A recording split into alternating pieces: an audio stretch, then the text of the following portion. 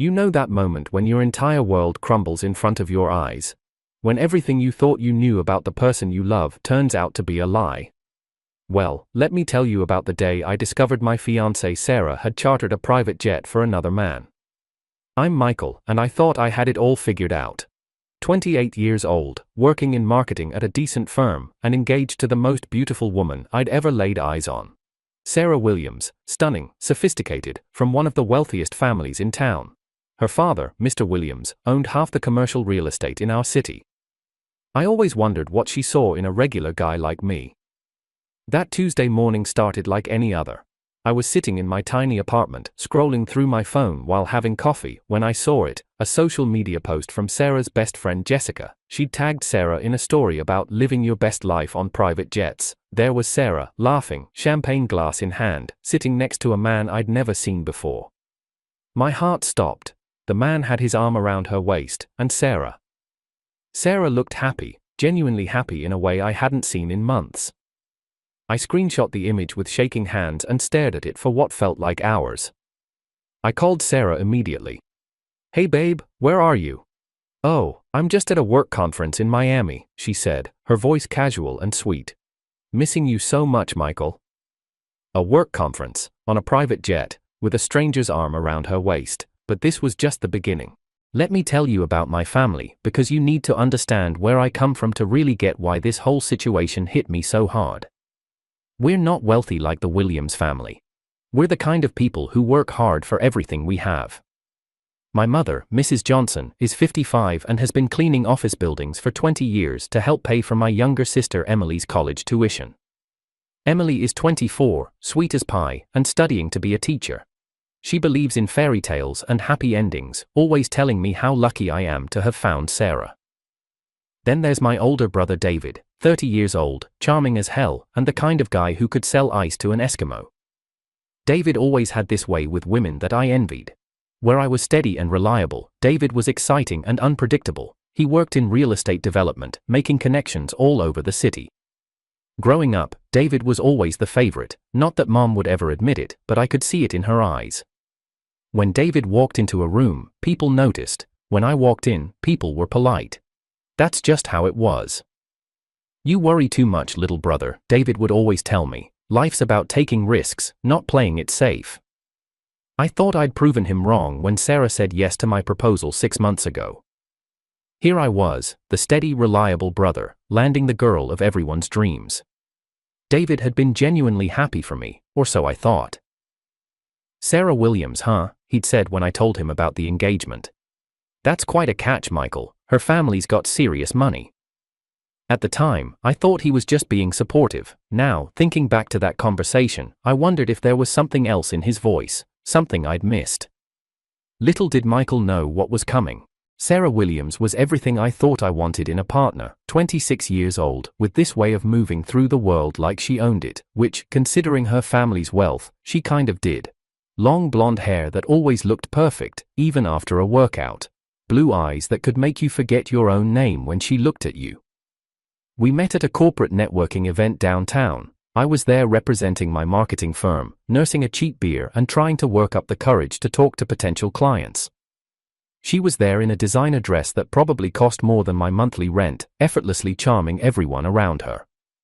"You look like you'd rather be anywhere else," she'd said, walking up to me with a smile that lit up the entire ballroom. "Is it that obvious?" I'd laughed, immediately feeling more relaxed.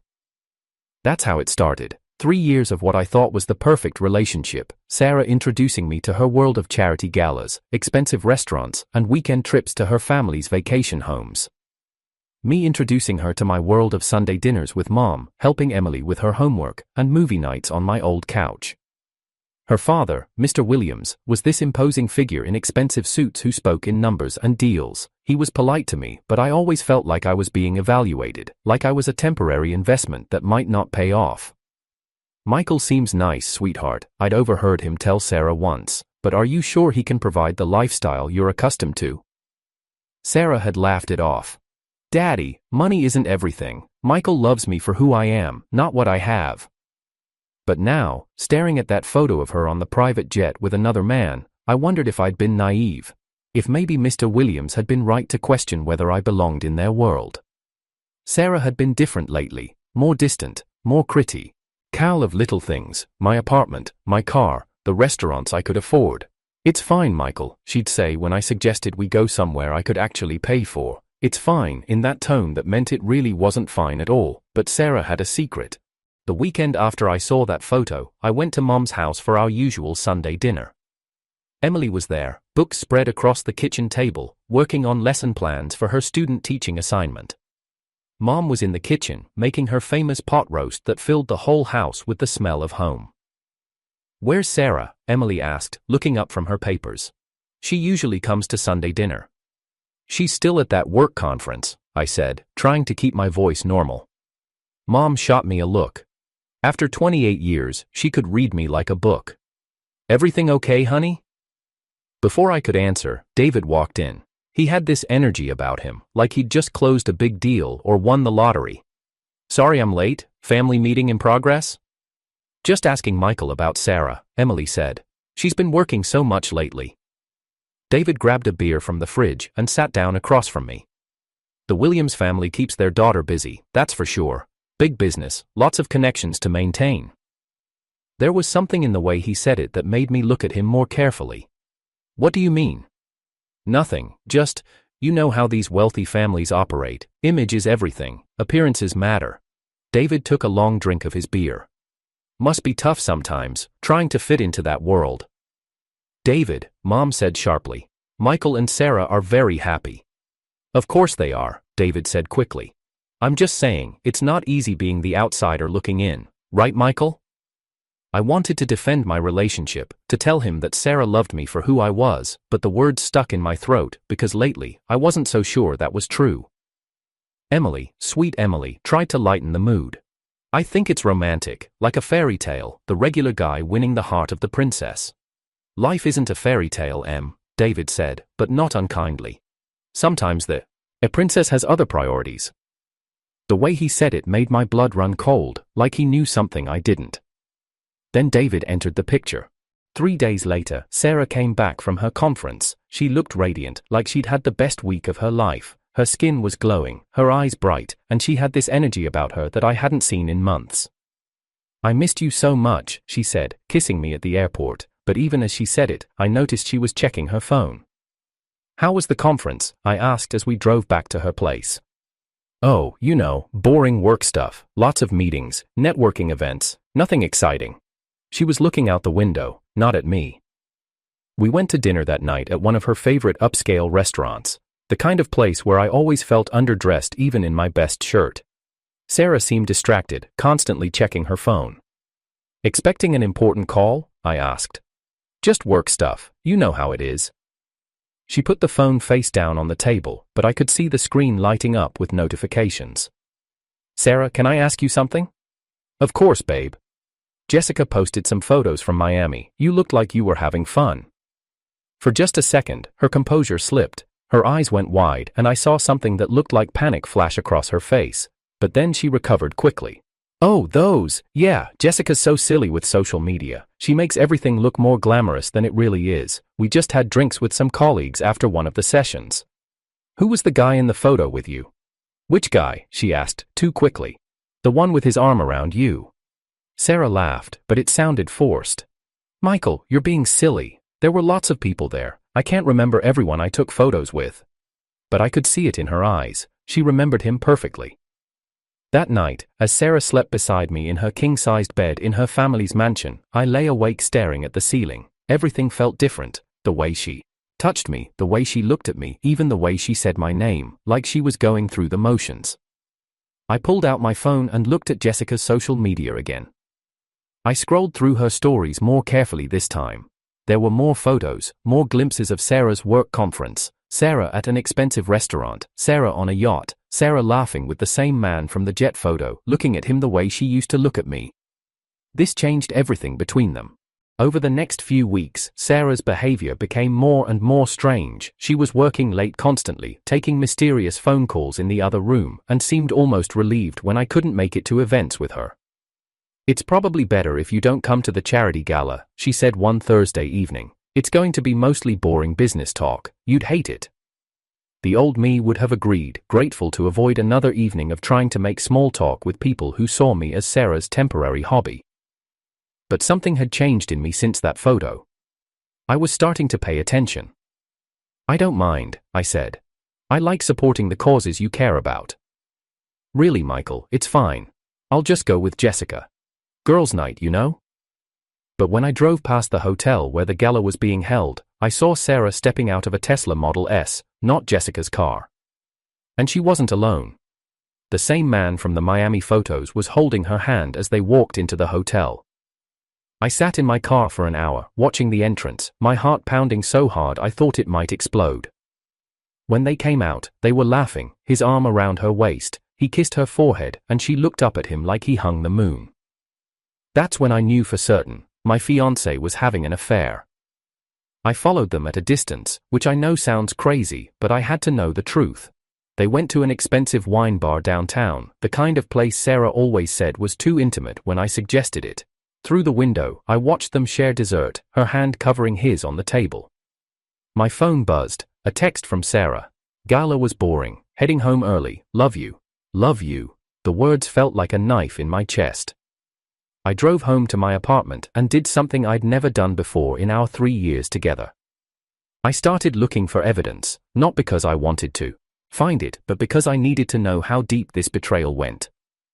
I found her social media accounts that I didn't know about, Instagram stories visible only to close friends, showing a completely different life, photos from expensive trips I'd never heard about, check-ins at restaurants on nights she told me she was working late, and always the same man.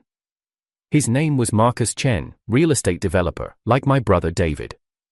35 years old, never married, with the kind of success story that gets featured in business magazines. He drove expensive cars, lived in a penthouse downtown, and apparently had enough money to charter private jets for weekend getaways. Everything I wasn't. But the worst was yet to come. I became obsessed with finding out more about Marcus Chen. I spent hours online, reading about his business dealings, his family background, his connections to the Williams family real estate empire, and that's when I discovered something that made my blood run cold. Marcus Chen wasn't just Sarah's lover, he was her business partner. 6 months ago, right around the time Sarah and I got engaged, she had entered into a joint venture with Marcus to develop a luxury resort in the Bahamas. The project was worth $50 million, backed by her father's company. They'd been working together, traveling together, building something together, while I planned our wedding. I found photos from business conferences, real estate forums, industry magazines. Sarah and Marcus at ribbon cuttings, groundbreaking ceremonies, award dinners. In every single photo, they looked like the perfect power couple. He in his expensive suits, she in designer dresses that cost more than I made in a month. And then I found the interview. It was in a local business magazine from 2 months ago. Rising Stars in Real Estate Development. The article featured Marcus and his business partner, Sarah Williams. But it was the quote that destroyed me. "Marcus and I have incredible chemistry," Sarah was quoted as saying. "When you find someone who shares your vision, your ambition, your understanding of what it takes to succeed at this level, it's like finding your other half. We complement each other perfectly." Your other half. The article went on to detail their professional partnership and mentioned their upcoming project launch party, scheduled for next month. A party I'd never heard about. A party where Sarah would be announcing her business future with another man while wearing my engagement ring. I sat in my apartment, surrounded by printouts and screenshots, feeling like the biggest foe. All who ever lived. How had I missed all of this? How had I been so blind? My phone rang. It was David. "Hey, little brother, want to grab a beer?" "Not tonight, David. I'm dealing with some stuff." "Sarah stuff?" The question caught me off guard. "What do you mean?" There was a pause. "Michael, can I come over? There's something we need to talk about." An hour later, David was sitting on my couch, looking more serious than I'd ever seen him. "How long have you known about Marcus?" The question hit me like a physical blow. "You know about Marcus?" "Michael, everyone in real estate knows about Marcus Chen and Sarah Williams. They're the golden couple of commercial development. The question is, how did you not know?" "Because she lied to me," I exploded. "Because every time she was with him, she told me she was at work, or with Jessica, or at some boring conference. David nodded slowly. And you believed her? Of course I believed her. She's my fiancée. Was your fiancée, David said quietly. What Michael discovered shocked him. David got up and poured himself a glass of water from my kitchen. When he came back, he had this look on his face like he was about to perform surgery without anesthesia. Michael, there's more you need to know. More? How could there possibly be more? I've been trying to figure out how to tell you this for weeks. Marcus Chen contacted me last month. The room started spinning. He contacted you. Why? Because he knows I'm your brother, and he knows I work in real estate development. David sat back down, running his hands through his hair. He wanted to make sure there wouldn't be any complications when they go public with their relationship. Go public? The business partnership was always meant to become more than business, Michael. Sarah's father arranged the whole thing. Mr. Williams has been looking for the right man to take over parts of his empire, and Marcus fits the bill perfectly. Right background, right education, right family connections. I felt like I was going to be sick. So this was all planned? Not exactly. I think Sarah genuinely cared about you at first, but Michael, you have to understand, she comes from a world where love and business aren't separate things. Her marriage was always going to be strategic. But she said yes when I proposed. David's expression was filled with pity. She said yes because she wasn't ready to make the final break yet, and maybe because she hoped her father would come around to accepting you. But he didn't. No, he didn't. And when the Marcus Chen opportunity came up, Sarah had to choose between love and her family legacy. She chose legacy. I thought about all those times Mr. Williams had looked at me with that calculating expression. All those conversations about my career prospects and whether I understood the responsibilities that come with the Williams family name. How long have you known? I asked. I suspected something when Sarah started missing family dinners. Then Marcus reached out, and I confirmed it through some mutual contacts in the industry. David leaned forward. Michael, I wanted to tell you, but I also hoped maybe I was wrong. Maybe it was just business. But it wasn't. No, it wasn't. Marcus made it clear that he and Sarah are planning to announce their engagement at the project launch party next month. Their engagement, while she was still wearing my ring. There's something else, David continued. Marcus asked me if you'd be a problem, if you were the type to make a scene or cause trouble for Sarah's reputation. What did you tell him? I told him you were a good man who deserved better than this. For the first time in weeks, I felt something other than betrayal. I felt rage, pure, clean rage at being treated like a problem to be managed, like a loose end to be tied up. Then David revealed the truth. There's one more thing, Michael, and this is the part that made me realize I had to tell you everything. I looked at my brother, this man I'd looked up to my entire life, and saw genuine pain in his eyes. Marcus offered me a job. What? A position in his development company, senior partner level, significant salary increase, profit sharing. The works. I stared at him. And I told him no, but Michael, the offer came with strings attached. He made it clear that my loyalty to you was inconvenient for their plans. The pieces started falling into place. He was trying to buy you off. More than that, he was trying to isolate you. Think about it. If I took the job, I'd be financially invested in his success. If their relationship became public and you got hurt, I'd have incentive to encourage you to just accept it and move on. Jesus, David. It gets worse. Sarah knew about the job offer. Of course she did. Sweet, innocent Sarah, who claimed to love me for who I was, not what I had.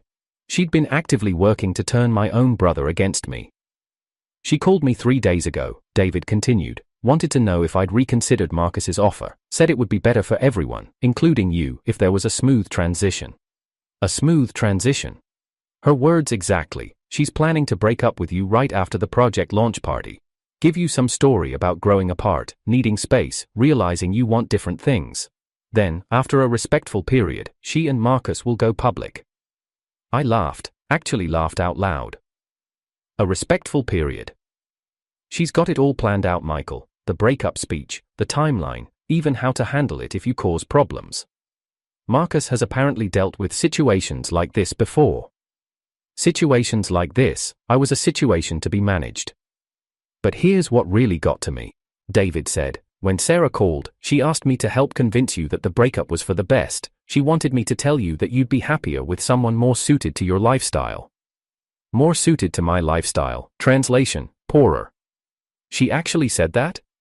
She said you deserved someone who wouldn't make you feel inadequate all the time, someone who understood your world better.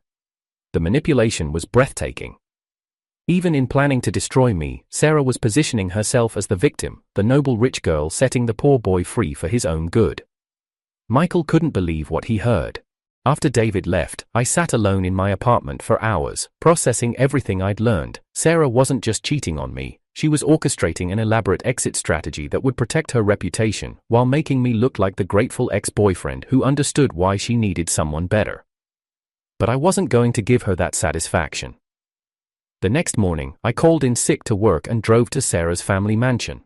I needed to see her face when I confronted her with the truth. I needed to watch her try to lie her way out of this. Mrs. Williams answered the door, looking surprised to see me. "Michael, Sarah's not here, dear. She's at a business meeting downtown."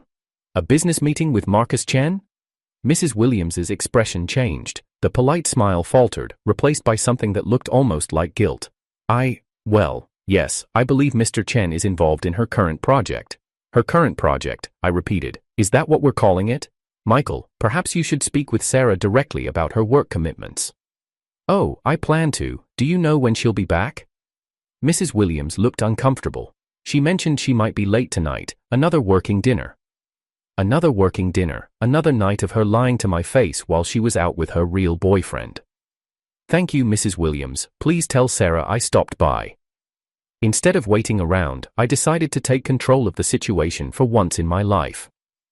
I drove downtown to Marcus Chen's office building, a gleaming tower of glass and steel that screamed success and money. I walked into the lobby like I belonged there, took the elevator to the 40th floor, and walked straight to the reception desk of Chen Development Group. "I'm here to see Marcus Chen," I told the receptionist. "Do you have an appointment?" "Tell him Michael Johnson is here about Sarah Williams." The receptionist made a phone call, speaking in hushed tones. After a few minutes, she looked up at me with surprise.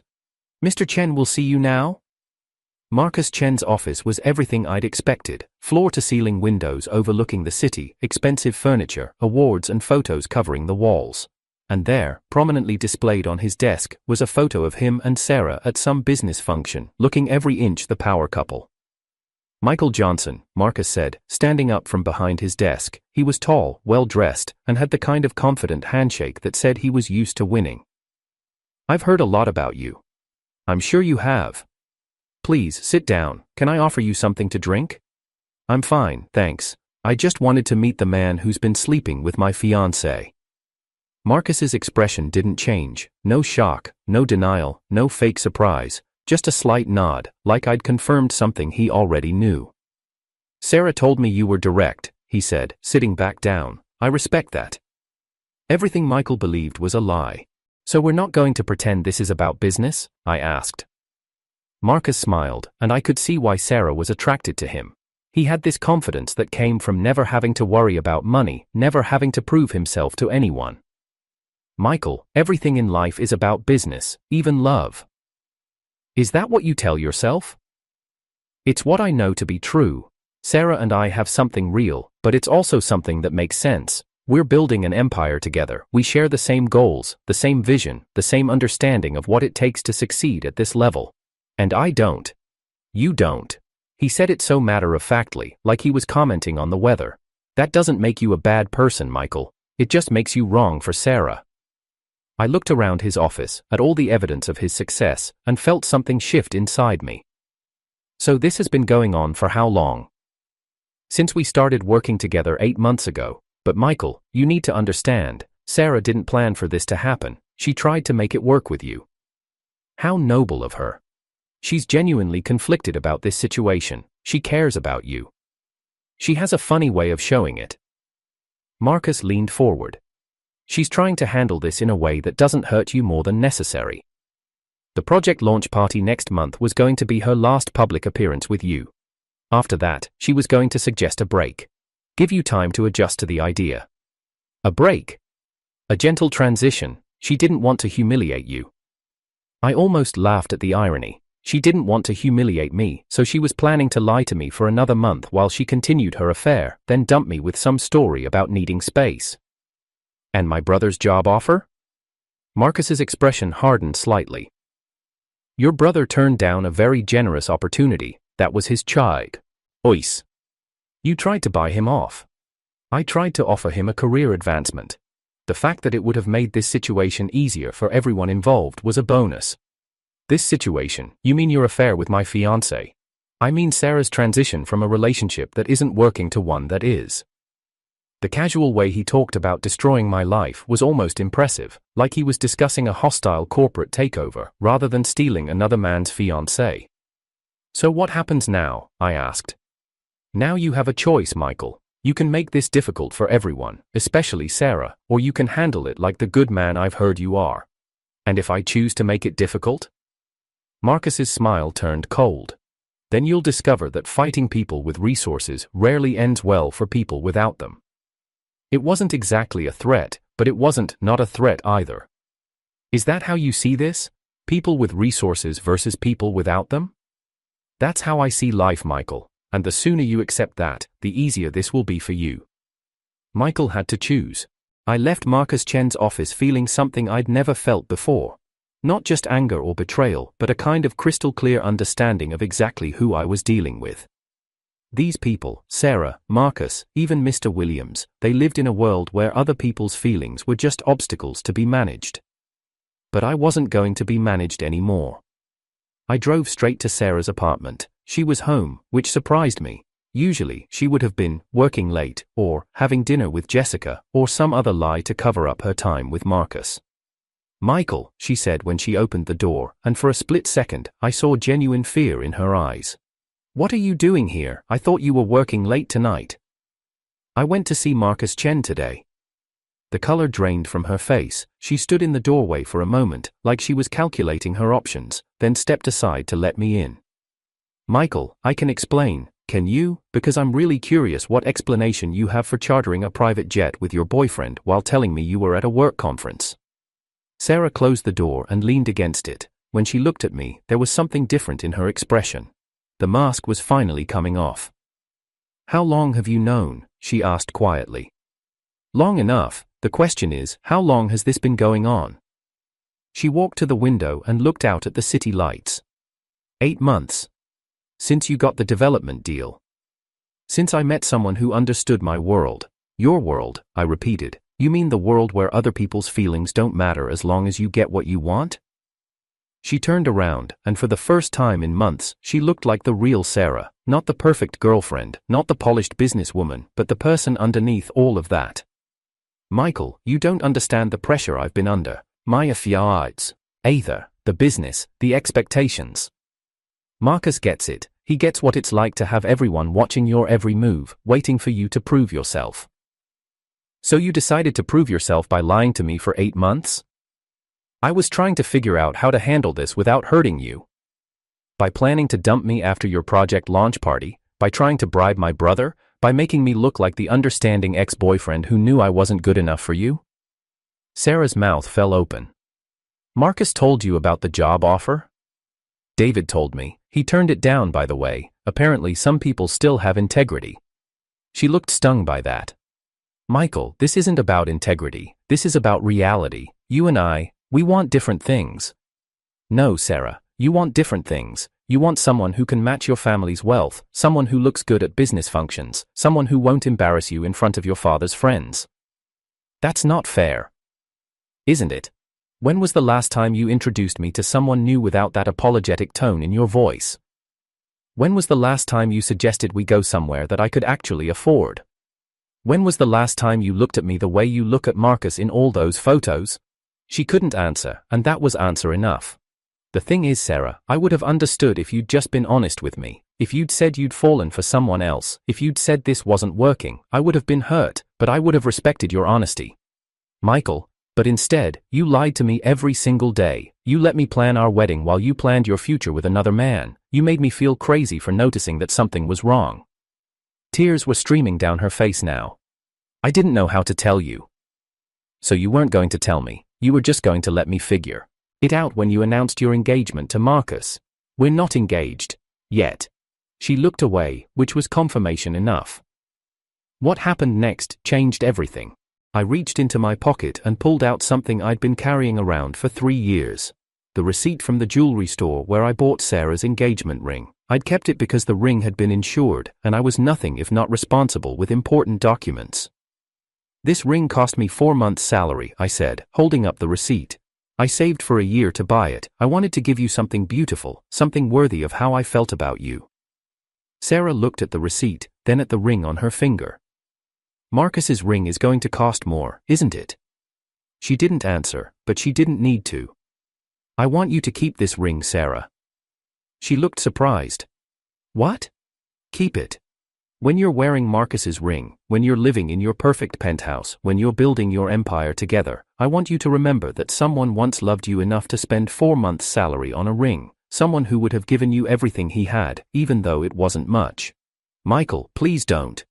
I'm not trying to make you feel guilty, I'm just saying that what we had was real, even if it wasn't enough for you.